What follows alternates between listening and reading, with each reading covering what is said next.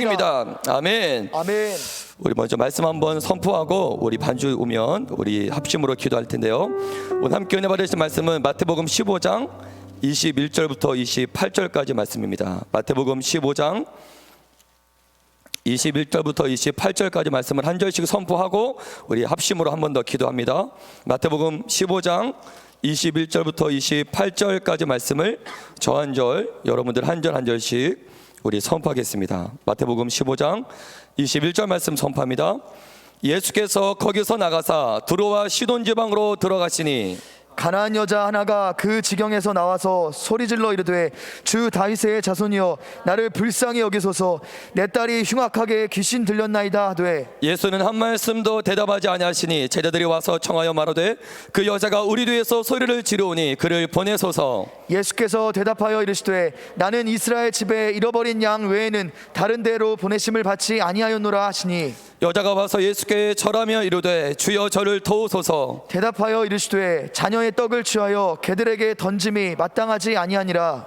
여자가 이르되 주여 올소이다마는 개들도 제 주인의 상에서 떨어지는 부스러기를 먹나이다 하니 이에 예수께서 대답하여 이르시되 여자여 내 믿음이 크도다 내 소원대로 되리라 하시니 그때로부터 그의 딸이 나으니라. 우리 지금 합심으로 함께 우리 기도합니다. 하나님,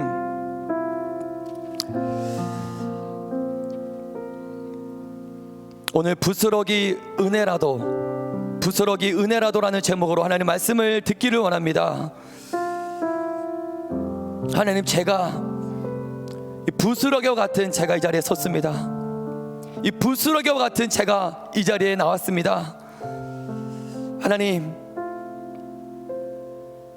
연약하고 나약하고 조금만 바람 불면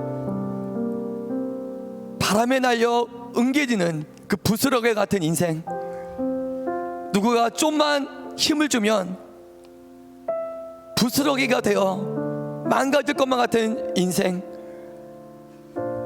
하나님, 제가 바로 부스러기 인생입니다.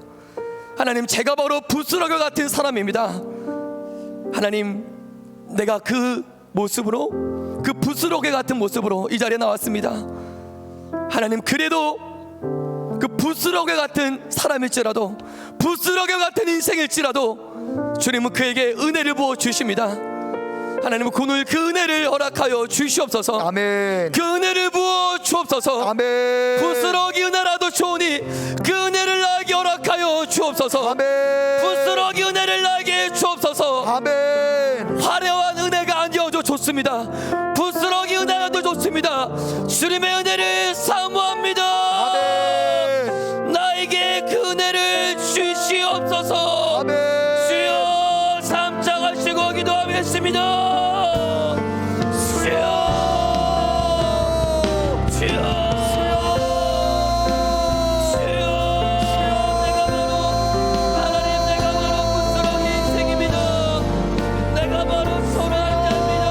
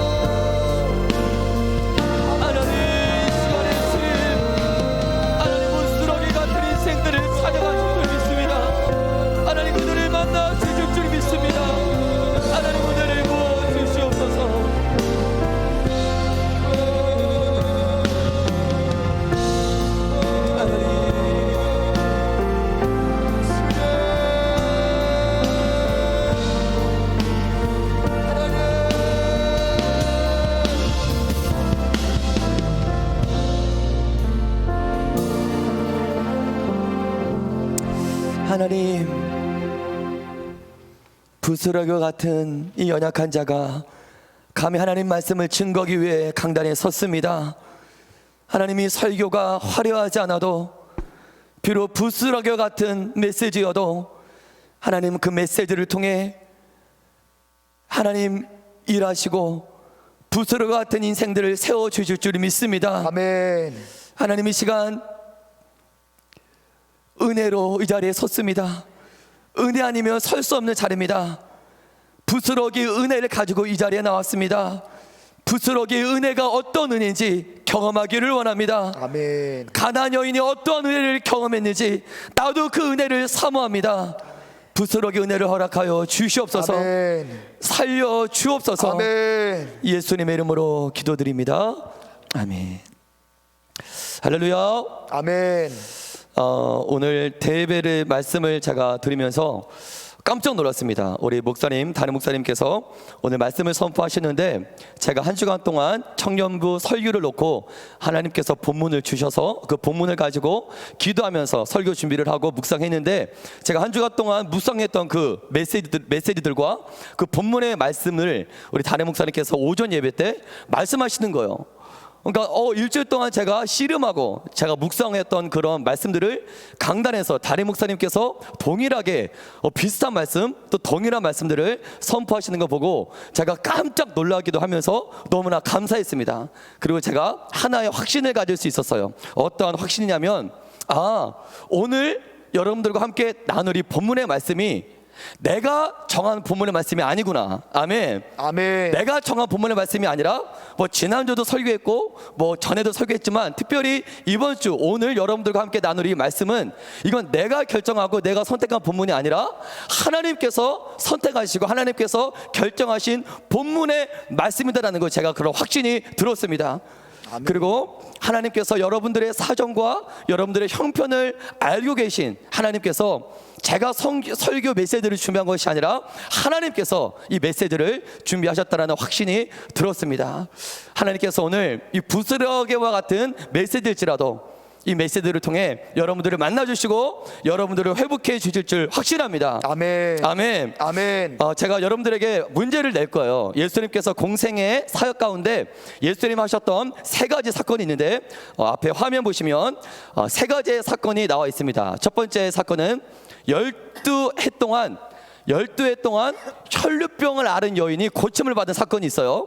이 사건 기억하셔요. 두 번째는 소경 바디메오가 눈을 뜬 사건이 있습니다. 이 사건 여러분 기억하실 거예요. 어떻게 이 사건이 이루어졌는지. 첫 번째 12혈류병을 앓은 그 여인이 또 어떻게 고침 받았는지 여러분들 자세히는 아니더라도 대략 알고 계실 겁니다. 마지막 세 번째는 오늘 본문의 사건입니다. 가나안 즉 스르보닉의 여인이 은혜를 받은 사건이에요.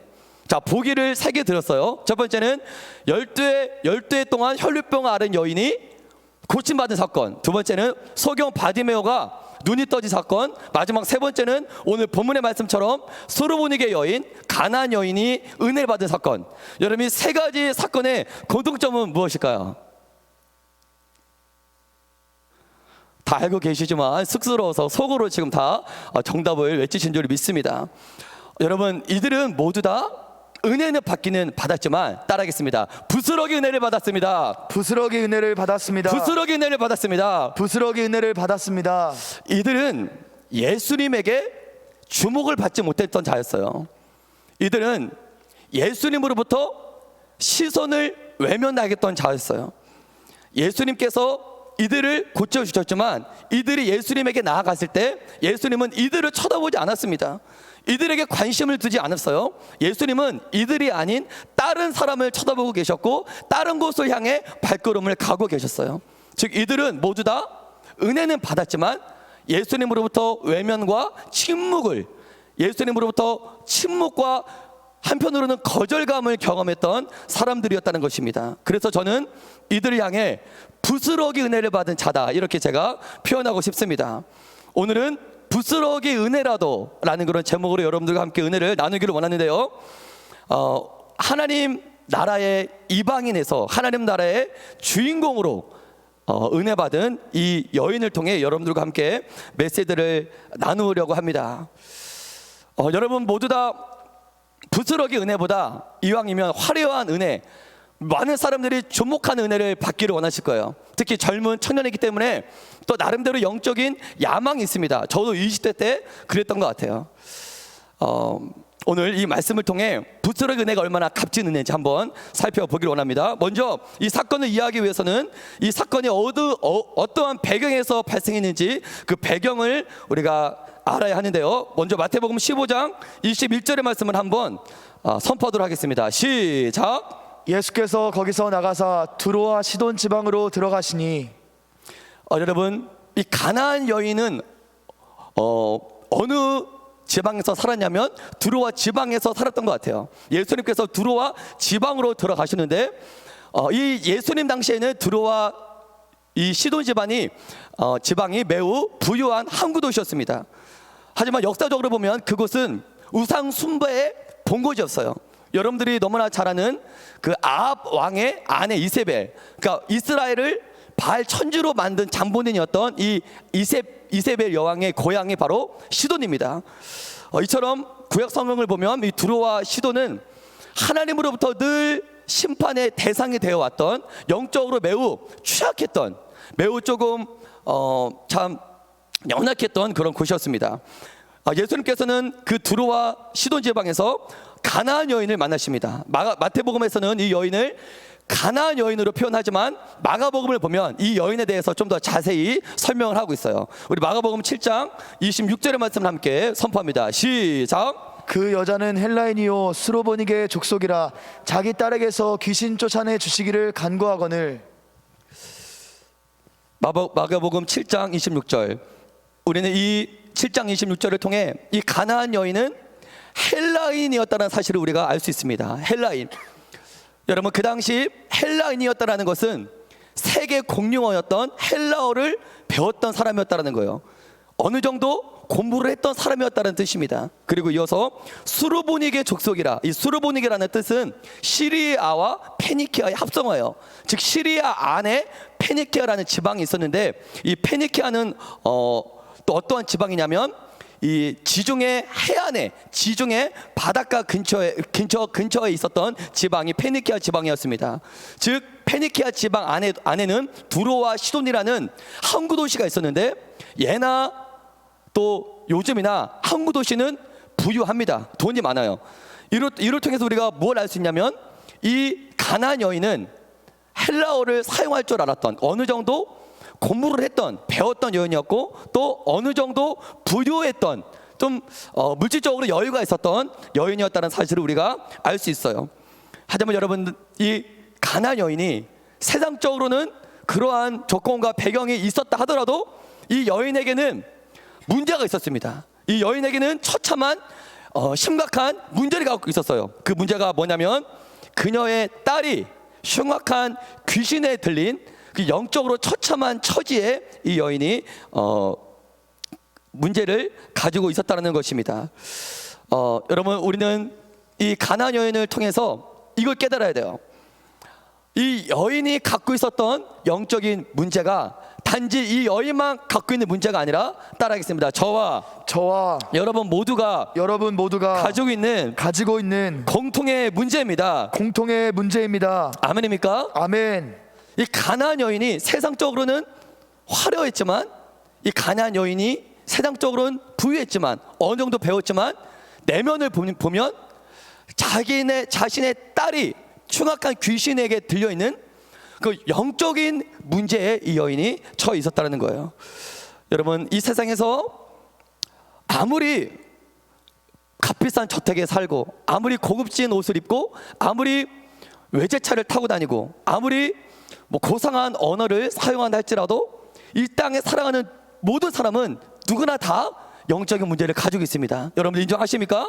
아멘. 그런 면에서 볼 때 우리 모두는 이 가나안 여인이 갖고 있었던 문제를 우리 모두는 동일하게 갖고 있다고 해도 갖고 있다고 볼 수 있어요. 이어서 이 여인에 대해서 좀 더 살펴보면 마태복음에서는 이 여인을 가나안 여인으로 이렇게 대략적으로 설명해요. 여러분, 이 여인이 가나안 여인이었다라는 말은 무슨 의미냐면 이 의미를 이해하기 위해서는 구약의 배경을 우리가 좀 더 이해를 해야 되는데요. 이 가나안 족속이 언제 시작되냐면 노아의 세 아들로부터 시작합니다. 노아의 세 아들이 함과 셈과 야벳이죠. 이제 노아의 홍수 이후에 노아는 실수를 합니다. 그러니까 대낮에 포도주를 먹고 잠을 듭니다. 옷을 벗은 채. 근데 함은 그 자신의 아버지가 옷을 벗은 채 잠을 자는 그 모습을 보았어요. 근데 함은 자신의 아버지의 하체를 가리워주지 않고 그걸 그냥 그 형제들에게 알립니다. 이 말씀이 이제 등장하는데 우리 함께 우리 창세기 9장 22절부터 25절까지 말씀을 한번 선포합니다. 시작. 가나안의 아버지 함이 그의 아버지의 하체를 보고 밖으로 나가서 그의 두 형제에게 알림해 셈과 야벳이 옷을 가져다가 자기들의 어깨에 메고 뒷걸음쳐 들어가서 그들의 아버지의 하체를 덮었으며 그들이 얼굴을 돌이키고 그들의 아버지의 하체를 보지 아니하였더라.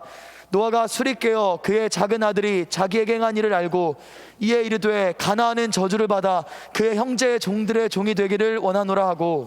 여러분, 노아는 자신의 아들 함이 한 일을 보고 함의 아들 가나안을 저주해요. 저주를 받은 가나안, 노아로부터 거주를 받은 가나안이 바로 가나안 족속의 조상이 됩니다. 여러분, 가나안의 후손들은 역사를 타고 흘러 팔레스타인 지방에 거주하게 되고 그 땅은 우상 숭배와 이 음란의 본거지가 돼요. 하나님께서는 구약 역사 가운데 누누이 가나안 족속의 우상 숭배와 죄악을 철저히 경고하셨는데 우리 한번 출애굽기 34장 11절부터 16절까지 말씀을 좀 길지만 우리 함께 선포합니다. 시작. 너는 내가 오늘 내게 명령하는 것을 삼가 지키라. 보라, 내가 내 앞에서 아모리 사람과 가나안 사람과 헷 사람과 브리스 사람과 히비 사람과 여부스 사람을 쫓아내리니 너는 스스로 삼가 내가 들어가는 땅의 주민과 언약을 세우지 말라. 그것이 너희에게 올무가 될까 하노라.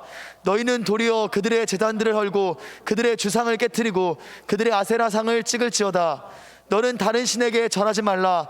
여호와는 질투라. 이름하는 질투의 하나님이니라.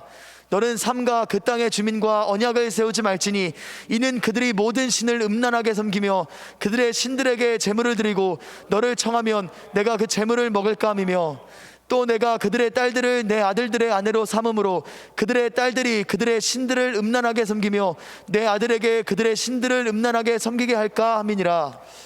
저는 왜 지금 가나안을 왜 설명하냐면 예수님이 만났던 가나안 여인이 이러한 영적인 배경에서 이러한 혈통을 가진 여인이었다는 거예요. 하나님은 가나안 민족을 쫓아내실 것을 약속하십니다.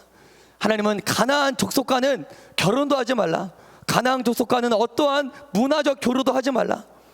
거룩하라, 구별하라 하나님은 말씀하셨는데 이건 무슨 말이냐면 가나안 족속과 섞이지 말라.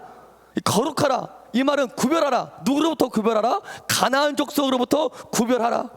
우리가 지난주에 여리고 성을 무너뜨릴 말씀을 배웠는데 하나님께서는 여리고 성을 무너뜨리라고 하신 이유가 있어요.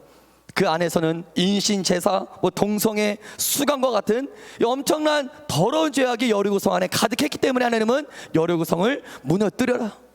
그 여리고 성 안에 살았던 족속이 바로 가나안 족속이었다는 것입니다. 여러분, 구약의 역사를 보면 북이스라엘은 BC 722년에 아수르에 의해서 멸망하고 남유다는 BC 587년에 바벨론에 의해서 멸망합니다. 그들이 멸망한 이유가 군사, 정치, 외교적인 문제가 아니라 그들이 바알을 섬겼기 때문에 그들이 나라가 망했어요. 근데 그들에게 바알을 유입시킨 본거지가 어디냐면 바로 가나안입니다. 이 가나안 족속이 이스라엘과 남유다에게 바알과 아세라를 유입시킨 거예요. 여러분, 이처럼 이 가나안과 하나님과의 이런 원수 관계는 1, 2년 동안 원수 관계에 있었던 것이 아니라 2500년 동안이나 하나님과 가나안 족속은 적대 관계에 놓여 있었다는 거예요. 여러분, 예수님이 두로와 시돈에서 만난 이 가나안 여인이 바로 이러한 배경을 가진 족속의 후예였다는 것입니다. 여러분, 중요한 건 이 여인은 2500년 동안이나 이어져 온 이 영적인 암흑을 뚫고 이렇게 선포해요. 우리 한번 마태복음 15장 22절의 말씀을 함께 우리 선포합니다. 시작. 가나안 여자가 나가 그 지경에서 나와서 소리질러 이르되 주 다윗의 자손이여 나를 불쌍히 여기소서 내 딸이 흉악하게 귀신 들렸나이다 하되. 여러분, 가나안 여인은 본인의 혈통을 알고 있었어요. 내 민족이 어떠한 족속이었는지 가나안 여인은 알고 있었습니다.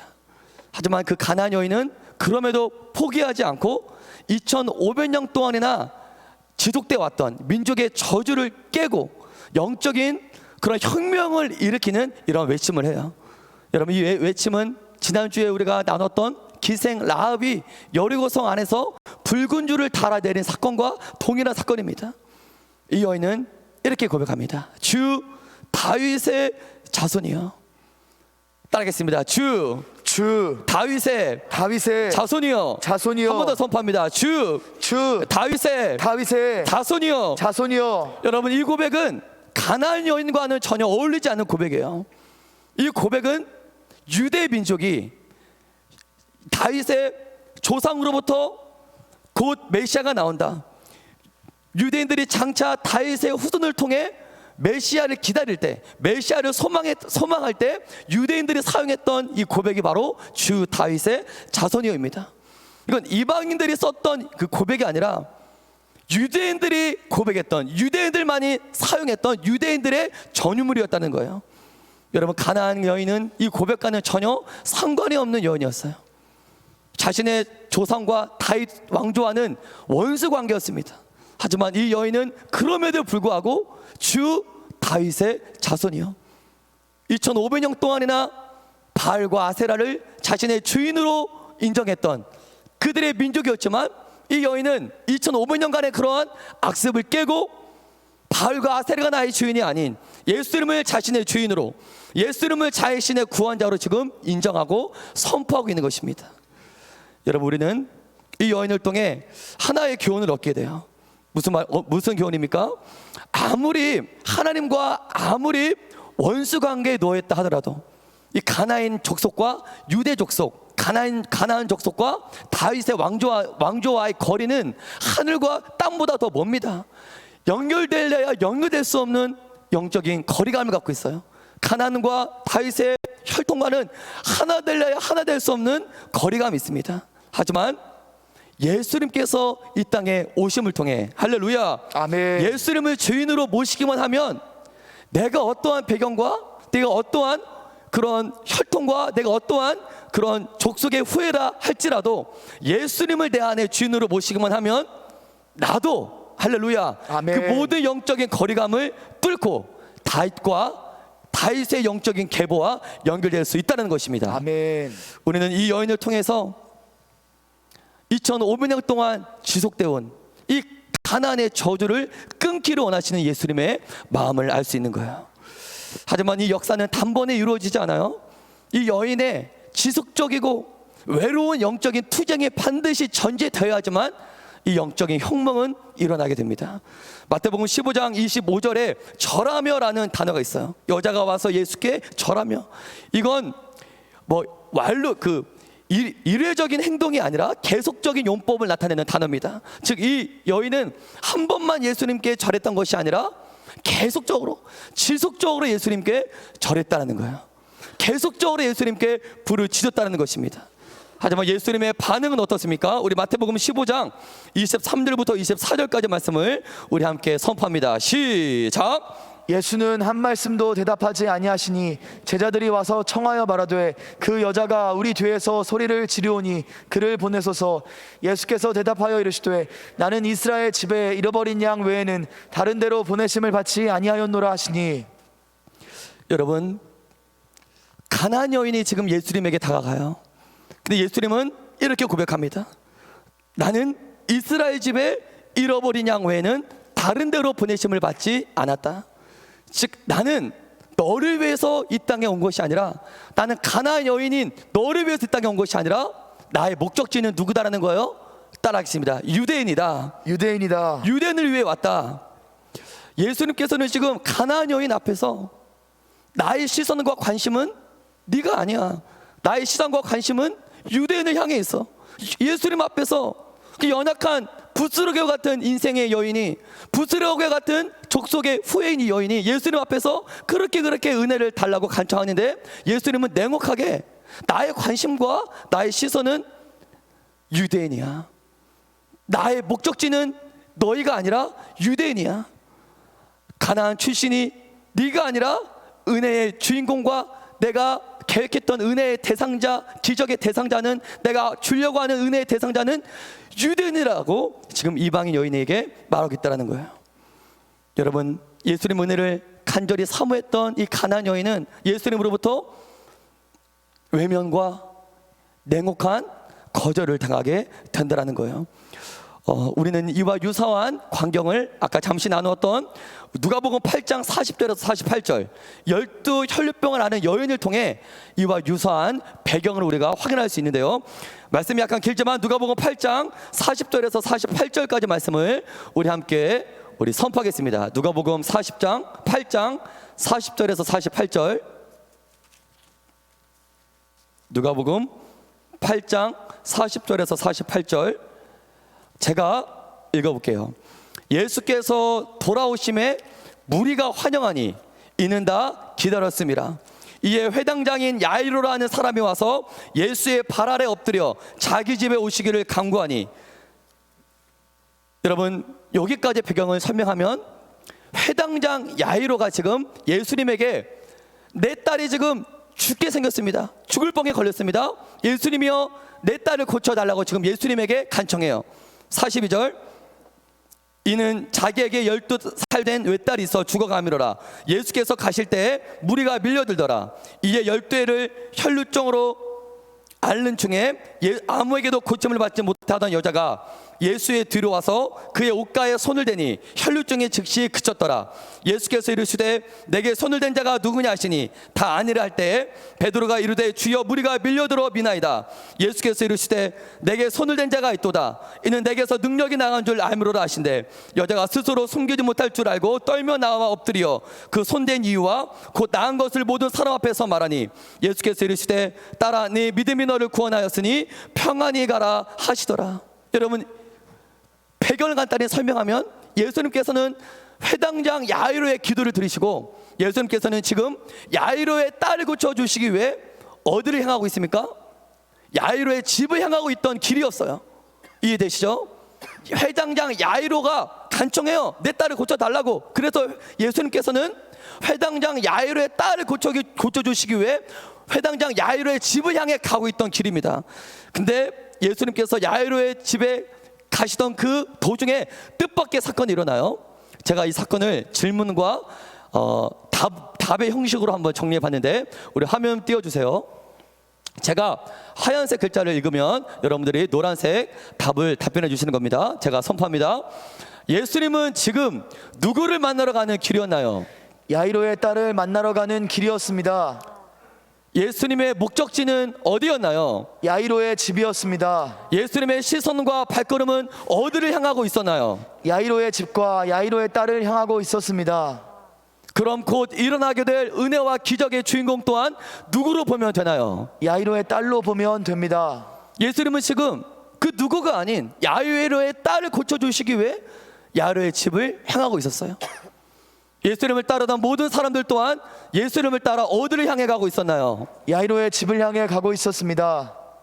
예수님을 비롯한 모든 자들의 영적인 관심과 은혜의 화살은 야이로의 집을 향하고 있었다고 해도 과언이 아닌가요? 그렇습니다. 그런데 갑자기 어떠한 사건이 일어나게 되나요?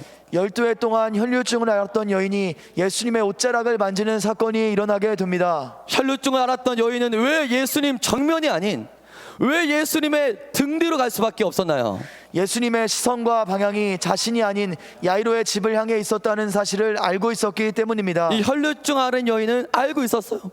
예수님께서는 지금 자신에게 오는 것이 아니라 야이로의 집을 향해 가고 있었다는 사실, 이 사실을 혈루증 앓은 여인은 알고 있었습니다. 혈루증 여인은 예수님의 목적지가 자신이 아닌 야이로의 집이었다는 사실을 알고 있었나요? 혈루증 여인은 곧 있을 은혜와 기적의 주인공 또한 자신이 아니었다는 사실을 알고 있었나요? 알고 있었습니다. 알고 있었어요. 은혜의 주인공은 자신이 아니라 야이로의 딸일 거야. 예수님은 지금 야이로의 집을 향하고 있어. 예수님의 시선과 관심은 야이로의 딸을 향하고 있어. 이거를 혈루증 앓은 여인은 알고 있었어요. 모르지 않았어요. 예수님이 자신을 쳐다보는 것이 아니라 야이로의 딸을 쳐다보겠다는 사실을 알고 있었어요. 여러분, 혈루증 여인은 예수님의 시선과 인자한 표정과 예수님의 그 사랑스러운 미소를 볼 수 있었나요? 볼 수 없었습니다. 그가 본 예수님이라고는 예수님의 뒷모습이 전부였습니다. 혈루증 여인이 본 예수님은 정면을 볼 수 없어. 예수님을 본 거라고는 예수님의 뒷모습이 전부였습니다.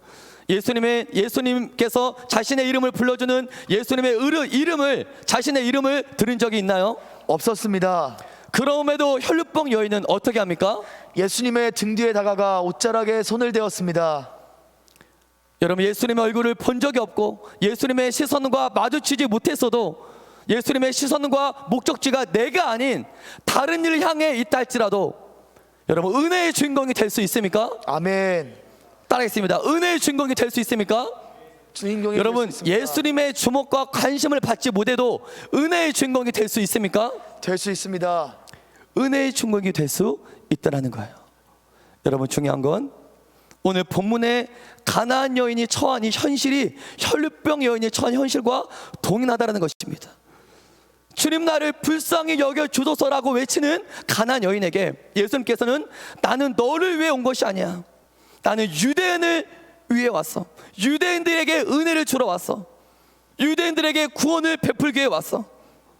가나안 여인은 예수님으로부터 외면과 거절감을 당했다는 거예요. 저와 여러분들도 때론 하나님의 시선과 관심이 내가 아니라 늘 다른 사람을 향하고 있다는 경험을 할 때가 있어요. 하나님과 예수님의 시선과 관심은 내가 아니라 늘 다른 사람을 향하고 있어. 하나님의 발걸음은 내가 아닌 늘 다른 사람을 향하고 있어. 은혜와 기적과 치유와 응답의 주인공은 내가 아니라 늘 다른 사람의 차지라고 우리가 생각할 때가 있다는 것입니다. 예수님은 내가 아니라 늘 다른 사람을 쳐다보고 계셔. 다른 사람을 향했어. 신앙생활에서조차 이 거절감, 소외감, 외면과 실패감을 경험하고 느낄 때가 있다는 거예요. 오늘 본문에 가나안 여인과 혈루병 여인이 그랬다는 것입니다. 여러분, 심지어 가나안 여인은 예수님으로부터 개라고 하는 이런 모독까지 듣게 돼요. 우리 마태복음 15장 26절의 말씀을 함께 선포합니다. 시작. 대답하여 이르시되 자녀의 떡을 취하여 개들에게 던짐이 마땅하지 아니하니라. 여러분, 유대 사회에서는 개를 의미하는 헬라어가 두 개 있었는데 하나는 퀴온이에요. 퀴온. 또 하나는 퀴나리온. 이 퀴온은 경멸적인 의미입니다. 한마디로 좀 악한 개, 길거리를 배회하면서 싸납고 으르렁거리고 도둑질하는 개를 가리켜 퀴온이라고 하고, 퀴나리온은 집에서 키우는 애완견을 가리켜 퀴나리온이라고 해요. 여기 예수님께서 이때 사용하신 헬라어는 이 경멸적인 퀴온이 아니라 집에서 기르는 애완견을 가리킬 때 사용했던 퀴나리온입니다. 유대인들은 정통적으로 하나님으로부터 성대빠지 못한 이방인들을 가리킬 때 이 단어를 썼어요. 퀴나리온. 그러니까 예수님께서는 이 여인을 경멸하신 것이 아니라 이 퀴나리온이라고 말씀하신 건 이방인이다. 넌 하나님으로부터 선택을 받지 못한 족속이다. 이렇게 표현한 것입니다. 하지만 그럼에도 예수님으로부터 거절감을 받았어요. 그럼에도 이 여인은 예수님으로부터 거절감을 받았어요. 그럼에도 불구하고 이 여인은 어떻게 고백합니까? 우리 마태복음 15장 27절의 말씀을 우리 함께 선포합니다. 시작. 여자가 이르되 주여 올소이다마는 개들도 제 주인의 상에서 떨어지는 부스러기를 먹나이다 하니. 아멘. 여러분, 27절의 고백으로 이 가나안 여인은 부스러기 은혜를 받은 줄 믿습니다. 아멘. 27절의 이 신앙 고백으로 이 부스러기 같은 여인은 하나님으로부터 은혜를 받은 줄 믿습니다. 아멘. 27절의 고백 안에는 엄청난 이 여인의 신앙 고백이 담겨 있어요. 저 여러분들 안에도 이 27절의 고백이 선포되길 주님의 이름으로 간절히 선포합니다. 아멘. 주여 옳습니다. 당신이 나에게 퀴나리온이라고 말했던 그 고백이 옳습니다. 지금 자신은 예수님이 자신에게 내린 영적인 진단을 부인하지 않고 인정했다라는 거예요. 그녀는 세상적인 기준으로 보면 이렇게 무시받을 조건을 갖고 있지 않았어요. 아까 얘기했잖아요. 헬라어. 그 당시 세계 공용어였던 헬라어를 배웠던 지식인입니다. 페니키아 족속 항구 도시에서 부유한 가문의 집안의 사람이었어요. 30대를 강러운 예수님에게 이러한 대접을 받을 만한 세상적인 조건을 갖고 있던 여인이 아니에요. 그럼에도 불구하고 이 여인은 지극히 겸손하게, 지극히 자신을 낮추며 예수님에게 나아가고 있더라는 거예요. 여러분, 어떻게 이것이 가능했을까요? 어떻게 이것이 가능했을까요? 이 여인은 자신이 갖고 있었던 어떠한 세상적인 신분, 세상적인 조건은 중요하지 않아요. 그것이 자신의 본질로 삼고 살아가지 않아요. 이 여인은 본질이 뭔지 알았어요. 헬라인 수르기의 족속이 나의 본질이 아니라, 따라하겠습니다, 영적인 신분이 은혜 아니면 안 되는 영적인 신분이 나의 본질입니다. 이걸 깨달았다는 거예요. 내가 어떠한 세상의 위치가 있어도 난 그것이 내가 아니라 영적인 존재가 바로 나야. 이 악하고 흉악한 이 더러운 귀신에게 사로잡힌 이 딸을 보면서 눈을 뜨게 된 거예요. 영적인 존재들에 대해서 경험하면서, 영적인 존재들에 대해서 딸을 통해 경험하면서 영적인 세계에 눈을 뜨게 된 것입니다. 그리고 이 영적인 문제를 해결할 수 없는 자신의 이 영적인 처지를 정확히 발견하게 된 거예요. 그리고 자신 앞에 서 있는 이 예수가 영적으로 어떠한 존재인지, 어떠한 자인지 깨달았다는 것입니다. 여러분, 예수님만이 영적인 문제를 해결할 수 있는 유일한 분인 줄 여러분들 믿으시길 바랍니다. 아멘. 이거를 깨달으면 예수님 앞에 겸손하게, 예수님 앞에 낮은 자세로 나아갈 수밖에 없더라는 거예요. 올수이다마는, 따라하겠습니다, 개들도 제 주인의 상에서 떨어지는 부스러기를 먹나이다. 여러분, 실제로 팔레스타인 그 인근 지역에서는 식사하는 주인 곁에 그때 주식은 빵입니다. 그 빵을 찢어서 먹어요. 그래서 부스러기가 실제로 많이 나왔다고 해요. 그래서 실제로 개들이 그 부스러기를 먹기 위해 주인의 상에 접근하는 경우가 흔했다고 합니다. 여러분, 지금 이 여인은 그 개를 하나님 앞에, 예수님 앞에 그 개의 모습을 말하고 있는 거예요. 이스라엘 집에서 키우는 개는 자신의 노력으로 먹을거리를 찾아다니며 사는 개가 아니었어요. 이스라엘 집에서 키웠던 개는 자신의 노력이 아니라 주인의 상에서 떨어지는 그 부스러기를 먹고 살았던 개였다는 것입니다. 그러니까 그 이스라엘 개도 자신의 열심이 아닌, 자신의 노력이 아닌 주인의 땅에서 떨어지는 이 부스러기를 먹고 이 부스러기의 은혜를 가지고 살았던 개가 바로 이스라엘의 그 퀴나리온이었다는 거예요. 여인이 지금 이 주인의 상에서 떨어지는 부스러기 은혜로 살아가고 있는 이 개들의 삶을 가지고 예수님한테 말하고 있는 거예요.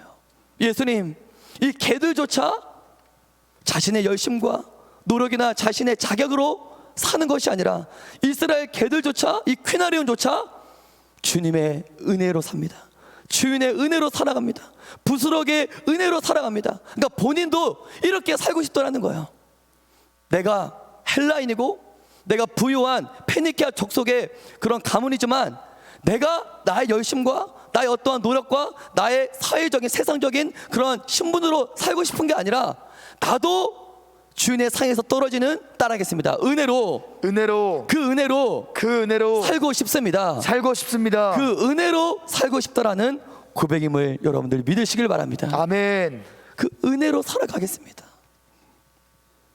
여러분들은 주인의 상에서 떨어지는 화려하지 않아도 부스러기 은혜라도, 비록 그 은혜를 받고 부스러기와 같은 인생을 산다 할지라도 세상에서의 화려한 인생이 아닌 주님의 상에서 떨어지는 그 부스러기 은혜를 먹으며 그러한 인생을 여러분들도 살아가고 싶으십니까? 아멘.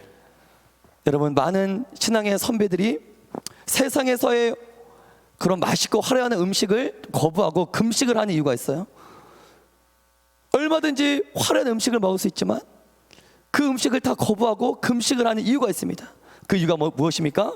바로 예수님의 상에서 떨어지는 그 부스러기의 은혜를 먹고 싶어서인 줄 믿습니다. 아멘. 세상에서의 음식이 아닌 예수님 땅에서 떨어지는 예수님의 상에서 예수님이 주시는 그 부스러기의 은혜가 더 좋기 때문이에요. 그 부스러기 은혜의 맛을 잊지 못했기 때문이에요. 여러분, 중요한 건 무엇입니까? 이 세상에서 어떠한 화려한 식사를 한다 해도 그 식사로는 나의 영적인 공고함을, 나의 영적인 이 빈곤을 절대 채워줄 수 없어요. 귀신 들린 딸의 문제를 해결해 줄 수 없습니다. 오직 예수님 상에서 떨어지는 그 은혜로만 우리 영적 문제가 해결되는 줄 믿습니다. 아멘. 결국 이 여인은 끝내 예수님으로부터 은혜를 경험해요. 끝내 예수님의 주인공이, 은혜의 주인공이 되는 줄 믿습니다. 아멘. 여러분, 저는 이 설교를 준비하고 말씀을 묵상하면서 하나님이 왜 이 말씀을 우리에게 주셨나, 왜 이 말씀이 성경에 기록되었나 묵상해 보았어요.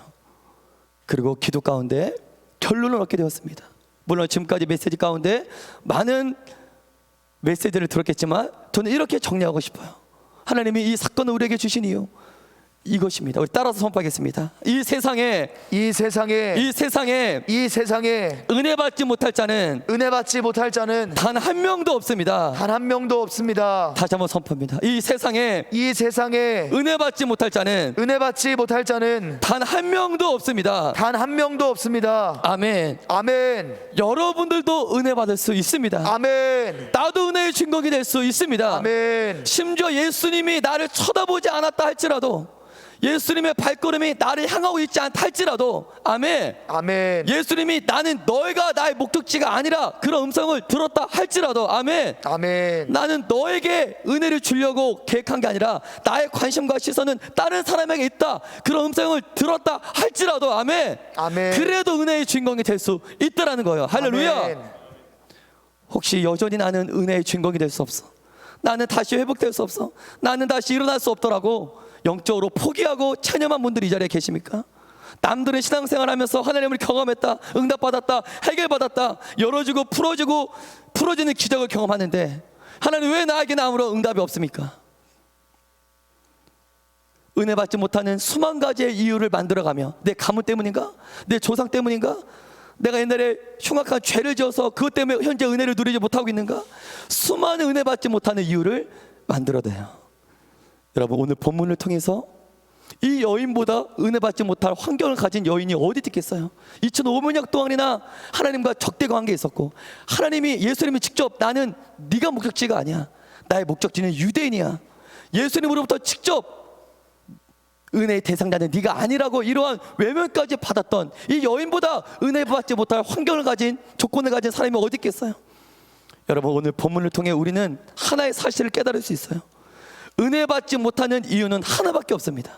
우리 따라하겠습니다. 은혜 받지 못하는 이유는 하나밖에 없습니다. 하나밖에 없습니다. 그 이유가 무엇일까요? 그 이유는 이거예요. 따라서 하겠습니다. 내가 바로 포기했기 때문입니다. 그게 내가 바로 포기했기 때문입니다. 내가 포기했기 때문이에요. 내가 은혜 받는 걸 포기했기 때문이에요. 내가 은혜를 누리는 걸 포기했기 때문이에요. 내가 영적으로 다시 회복되는 걸 내가 포기했기 때문이에요. 내가 다시 성령 충만 받는 걸 포기했기 때문이에요. 내가 주님과의 뜨거운 사랑의 관계를 회복하는 걸 포기했기 때문입니다. 내가 포기했기 때문에 은혜를 누리지 못하겠는 거예요. 가끔 영적으로 침체된 지체들을 신방을 해보면 대부분의 청년들이 영적으로 침체돼 있어도 회복하고 싶다, 다시 살고 싶다, 이런 마음은 다 갖고 있어요. 다 중심은 하나님을 향해 있다는 걸 제가 경험했습니다. 잠시 내 시선이 세상을 향해 있다 할지라도 주님을 향한 마음이 다 있다는 거예요. 이대로는 안 돼, 이대로 신앙생활하면 안 돼, 나는 살아야 돼, 신앙생활 잘 해야 돼, 이러한 마음을 다 가지고 있다는 거예요. 이러한 마음은 있지만 현실은 어떻습니까? 그 은혜를 누리지 못하고 있어요. 그 이유가 무엇입니까? 그 어떠한 이유도 아니에요.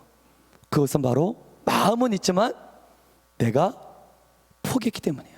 마음은 있는데 내가 은혜를 회복하기 위해 노력하지 않았기 때문이에요. 여러분, 주님을 믿으십니까? 아멘. 주님을 믿으십니까? 아멘. 그 믿음은 포기하지 않는 행동으로 보여줘야 됩니다. 할렐루야. 살아있는 믿음은 반드시 포기하지 않는 기도로 보여줘야 돼요.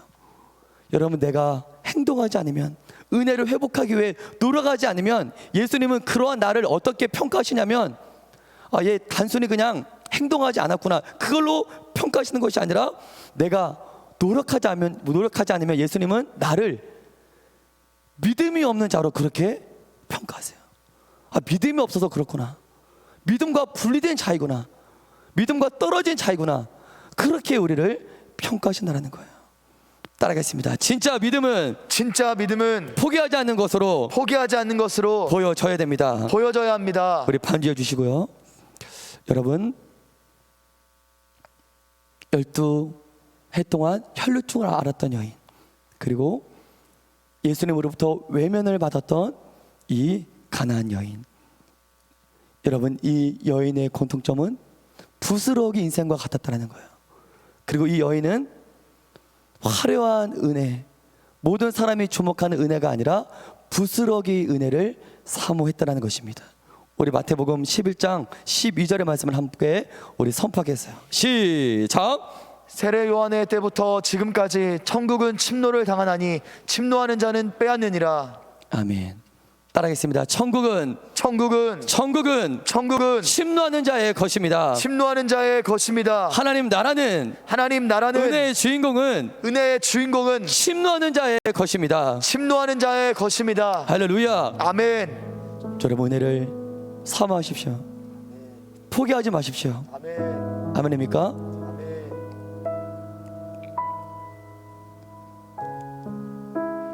대부분의 사람들이 부스러기와 같은 인생을 살고 싶지 않아요. 주인공, 비주류의 인생이 아닌 주류의 인생을 살고 싶어 합니다. 은혜도 이왕이면 하나님 부스러기 은혜가 아닌 화려한 은혜가 있다면 그런 은혜를 나에게 주세요. 이 은혜를 받으면 내 인생이 많은 사람들로부터 칭찬받고 많은 사람들로부터 인정받고, 이런 은혜를 받으면 많은 사람들이 나를 주목해요. 혹시 그러한 은혜가 있다면 이왕이면 그런 은혜를 주십시오. 은혜 가운데서도 큰 은혜가 있어요. 화려한 은혜가 있습니다. 하나님으로부터 그런 은혜를 받아서 신앙생활을 화려하고 멋지고 지체들로부터 인정받고 칭찬받으면서 살아가는 사람이 있어요. 그래서 많은 사람들은 이왕이면 주님 큰 은혜를 주세요. 화려한 은혜를 주세요. 예수님 당시의 바리새인들, 예수님 당시의 서기관들은 부스러기 은혜를 구하지 않았어요. 부스러기 은혜를 쳐다보지도 않았어요. 사람들로부터 칭찬받고 사람들로부터 대접받기 원했던 바리새인들은 화려한 은혜만 구했어요. 큰 은혜만 구했어요. 하지만 이 가나안 여인은 하나님 부스러기 은혜라도 줬습니다. 할렐루야. 아멘. 부스러기 은혜를 받아서 내가 주님을 위해 부스러기처럼 살겠습니다. 부스러기 은혜를 받아 나를 위해 십자가에 피 흘리신 예수를 위해 그렇게 부스러기와 같은 인생을 살아도 좋습니다.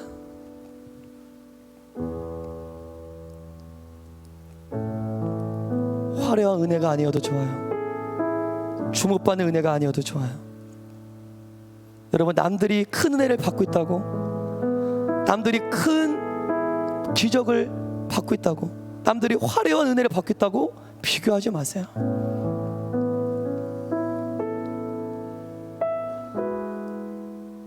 현재 하나님은 여러분들에게 부스러기 은혜를 계속 주고 계시는데도 큰 은혜만을, 화려한 은혜만을 기다려 그 부스러기 은혜를 누리지 못하고 있는 분들이 이 자리에 계십니까?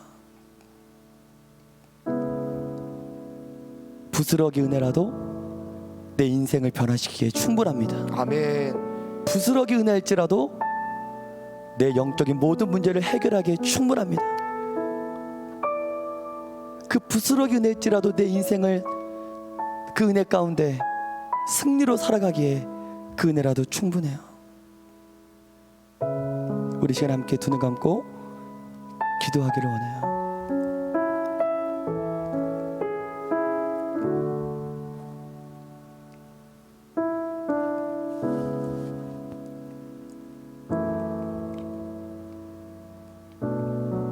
오늘 메시지의 핵심은 이거예요.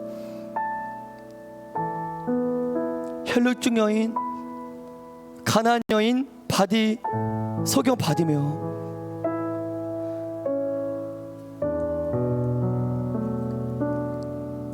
그들은 예수님의 은혜의 대상자가 아니었었어요. 은혜의 목적지가 아니었던 사람이에요. 예수님의 시선과 관심을 받지 못했던 사람이었었어요. 예수님의 시선은 다른 사람, 다른 곳을 향해 있었지만 그럼에도 이들은 은혜의 주인공이 되어버려요.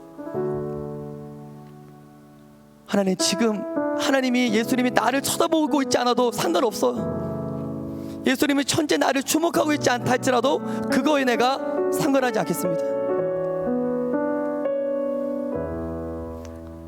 그래도 나는 포기하지 않겠습니다. 할렐루야. 아멘. 그런 인생도 은혜의 주인공이 될 수 있다. 아멘. 이거 오늘 메시지의 핵심이에요. 화려한 은혜, 큰 은혜가 아닌, 사람들이 주목하는 은혜가 아닌 부스러기 은혜라도 좋습니다. 나는 그 은혜라도 족합니다. 겸손히, 정말 겸손히 그 은혜를, 어떤 은혜를 주셔도 그 은혜에 감사하는 마음으로 나아가는 여러분이 되시길 축복합니다. 우리 시간에 주여 삼창하시고 기도할 때, 하나님 나에게 그 은혜를 부어 주시옵소서. 아멘. 나에게 그 부스러기 은혜를 부어 주시옵소서. 아멘. 부스러기 은혜라도 좋습니다. 내가 지금까지 화려하고 그 은혜만을 삼아했다면 내가 부스러기 은혜를 간구합니다. 아멘. 주님, 그 은혜를 나에게 부어 주옵소서. 아멘. 우리 따라서 선포하겠습니다. 부스러기 은혜라도 좋습니다. 부스러기 은혜라도 좋습니다. 부스러기 은혜라도 좋습니다. 부스러기 은혜라도 좋습니다. 그 은혜를 나에게 주시옵소서. 그 은혜를 나에게 주시옵소서. 부스러기 은혜를 나에게 주시옵소서. 부스러기 은혜를 나에게 우리 주시옵소서. 주여 삼창하시고 우리 간절하게 기도하겠습니다. 수요,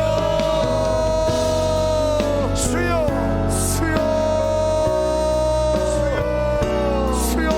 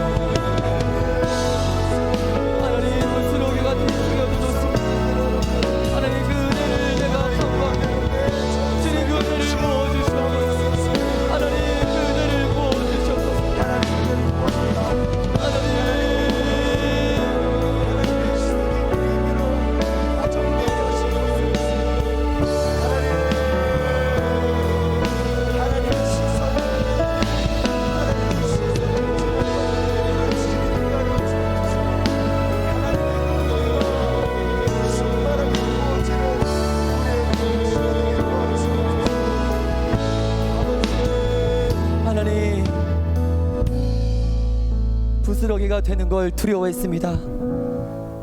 사람들이 나를 부스러기로 보는 걸 두려워했습니다. 그것이 싫었습니다. 부스러기 삶이 아닌, 부스러기 인생이 아닌 화려한 인생이 되기를 원했습니다. 하지만 주님, 부스러기 은혜라도 좋습니다. 아멘. 부스러기 은혜를 받아 주님 위에 화려한 인생이 아닌 부스러기 인생을 살아도 좋습니다. 아멘. 주님의 은혜이면 만족합니다. 아멘. 그 은혜를 나에게 부어 주옵소서. 아멘. 부스러기 은혜라도 좋으니 그 은혜로 살아가고 싶습니다. 아멘. 그 은혜로 살고 싶습니다. 오늘 부스러기와 같은 나 자신이 부스러기라고 고백했던 지체가 있다면 그 영혼을 위로하여 주옵소서. 그 영혼을 회복시켜 주옵소서. 가나안 여인에게 부어줬던 그 은혜를 부어 주시옵소서. 허락하여 주옵소서. 주님 감사합니다. 예수님의 이름으로 기도드립니다. 아멘.